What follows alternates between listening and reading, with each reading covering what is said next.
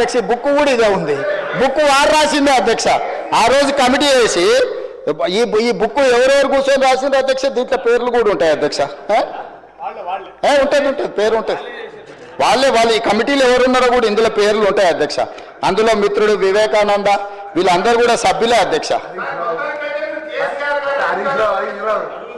మేమేం అడుగుతాడో నడుస్తలేను. ఆయన అడుగుల్లో నడుస్తాం, మడుగులో పడతాం. ఆయన అడుగులో నడుస్తామంటే మడుగులో పడతాం, సడుగులు ఇరుగుతాయి అధ్యక్ష. అట్లాంటి వాటి చేయం అధ్యక్ష. సాంప్రదాయాలను పాటిస్తామని అంటున్నాం అధ్యక్ష. ఈ సభ కొన్ని సాంప్రదాయాల ప్రాతిపదికన సభ నడుస్తుంది అధ్యక్ష.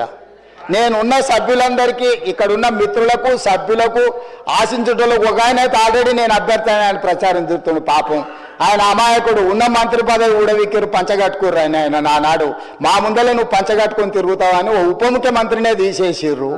ఎందుకంటే కొంచెం మంచిగా డ్రెస్ అయితే కూడా వాళ్ళకి నచ్చక ఆ రోజు నేను చెప్పిన రోజు ఆయనకు, ఆ రోజు నాకు మంచి మిత్రుడే అప్పట్లో, అరే నువ్వు ఇంత మంచిగా కడక్ తయారై ఇట్లా చేసి నువ్వు సభలోకి వస్తే ఉద్యోగం ఊడుతుందన్న సరిగ్గా నెల తిరిగేటప్పటికి ఉద్యోగం ఊడిపోయింది అధ్యక్ష. ఇప్పుడు ఆయననే అమాయకుడే ఈ పాపము. వచ్చేసింది వచ్చే వారమే ఎలక్షన్ అని తిరుగుతున్నాడు అధ్యక్ష. నేను తమరి ద్వారా ఎవరైతే ఉన్నారో సభ్యులు ఎవరు ఆందోళన చెందాల్సిన పని లేదు. ఏ ఉప ఎన్నికలు రావు.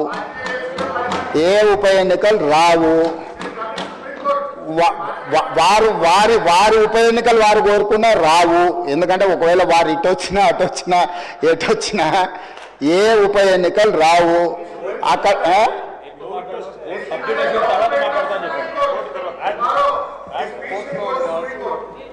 అదేవిధంగా హరీష్ రావు గారు బాగా గుర్తు చేశారు. విషయం సుప్రీంకోర్టులో ఉంది.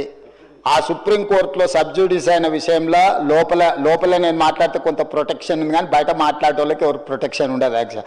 This house is immune for certain laws. ఈ సభలో మనం కొన్ని విషయాలు ప్రస్తావించవచ్చు. సభకు రక్షణ ఉంది తమ నాయకత్వంలో. కానీ సభ బయట ఉప ఎన్నికలు వస్తాయి, అయిపోయింది, వచ్చే వారమే ఎన్నికలు, మల్లవారమే ఎన్నికలు, ఇదంతా ఉత్తదే అధ్యక్ష. అదేంది జరిగేది లేదు, పోయేది లేదు, ఎవరు ఆందోళన చెందాల్సిన పని లేదు. ఎందుకంటే ఉప ఎన్నికల మీద మనం దృష్టి పెట్టాల్సిన అవసరం లేదు.